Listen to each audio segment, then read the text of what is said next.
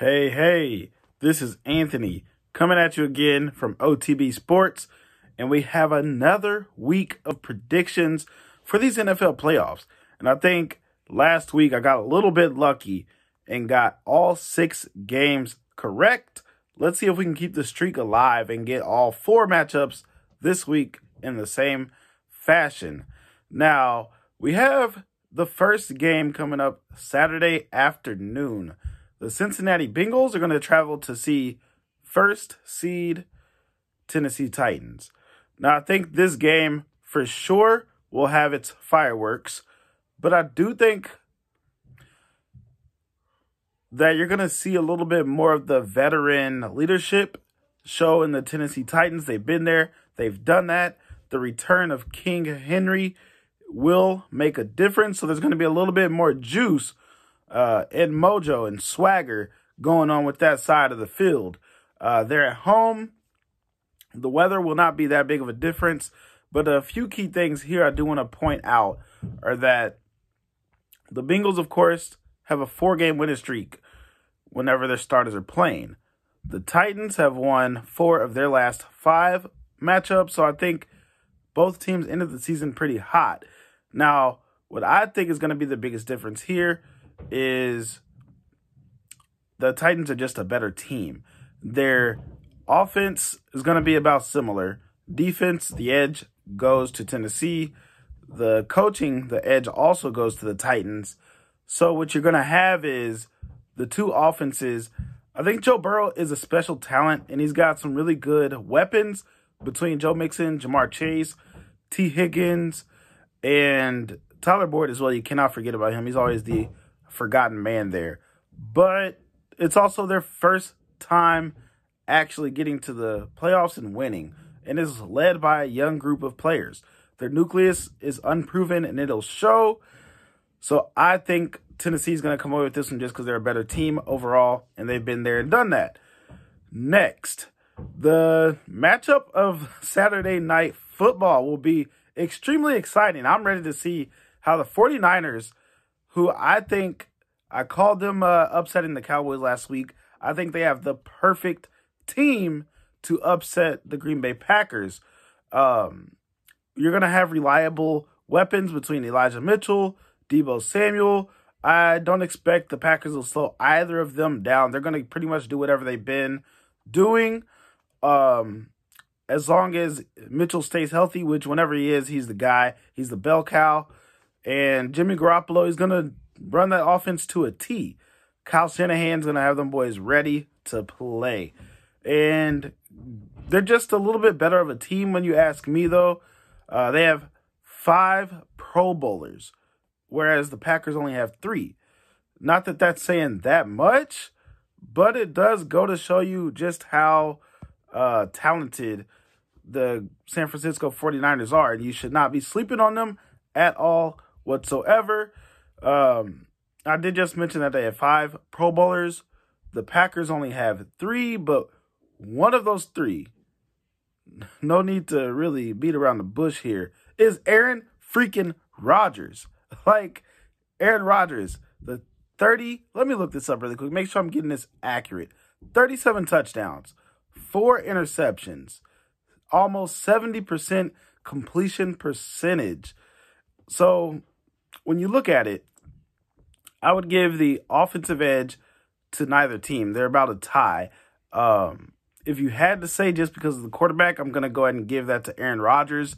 Devontae Adams is just that dude, arguably the best receiver in the NFL. And Aaron Jones is going to also do his work. So the weapon's somewhat neutralized. It's going to be super cold outside. It's going to be in the teens. Aaron Rodgers is used to that. The San Francisco 49ers, not so much. So I think that's going to make a difference. And then when it comes down to it, if the game goes to the 4th quarter, I'm going to put my money on Aaron Rodgers to out-duel Jimmy Garoppolo. Sounds kind of silly saying, but Green Bay should win this game as well. Now, your Sunday afternoon to start off, we'll have the Los Angeles Rams traveling all the way across the country to see the Tampa Bay Buccaneers, who are the defending champions, and they're a number 2 seed. So they've done a really good job this whole season of just producing, even though everybody's been gunning for them. I think their schedule has been a little bit easy, but that's neither here nor there. What matters most specifically is that in week 3, you had a little bit of a sample size of this game. The Rams actually came away victorious, might I say, 34-24 against these Tampa Bay Buccaneers. Now, the Rams, they do get Cam Akers back. Same with the Buccaneers. They get Leonard Fournette back. And it's interesting because you're actually going to see those superstars make a difference on each side of the field. I'm ready to see exactly if Aaron Donald is going to be able to make some pressures on Tom Brady. Just how quickly will Tom Brady be able to get the ball out of his hands? Will Mike Evans be able to win the one-on-one matchup against Jalen Ramsey? This game has headlines all over it, but I'm going to go ahead and line this up here. The offensive edge, I will give it a tie, actually. I think both teams,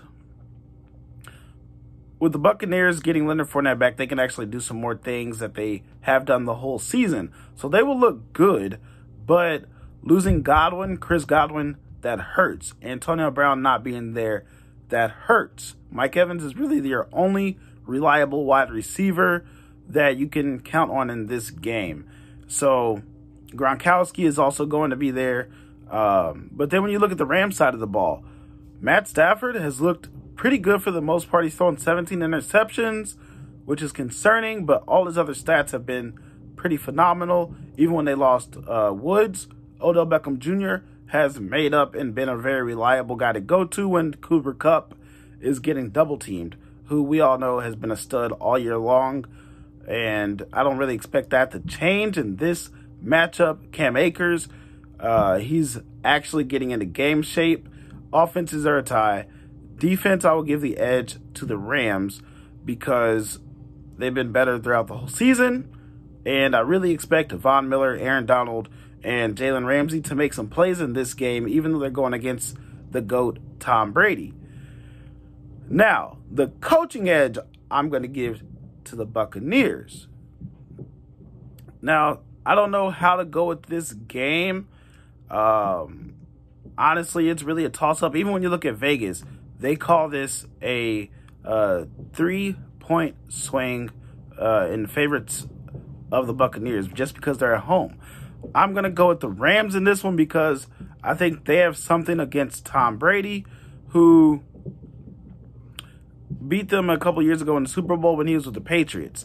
Now, I think Tom Brady, he's done really good. He's been there, done that.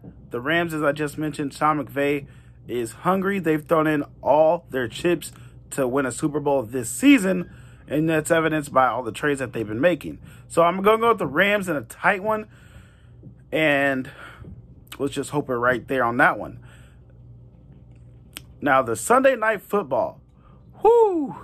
Fireworks. Everybody's been talking this whole week about Josh Allen versus Patrick Mahomes, which I think is going to be a really fun matchup. I can't wait to see it. And I don't know if it'll be exactly what they think it'll be, where both teams are just going to light it up as they did against the Patriots and the Steelers the week before, because both teams are going to have better defenses than what they were faced against. Now, personally, I am more on the side of the Chiefs. I'm going to go ahead and say that before we get into why. The Chiefs have the better quarterback. Patrick Mahomes had a down year, and his stats were better. When you compare the two, Patrick Mahomes had a higher completion percentage. He had more yards. He's had more touchdowns and fewer interceptions up to this point in the season. So with that being said, I'm going to pretty much go with Patrick Mahomes. You can't doubt it. Anytime he's in the playoffs, who would actually bet against him in the playoffs with the Andy Reid?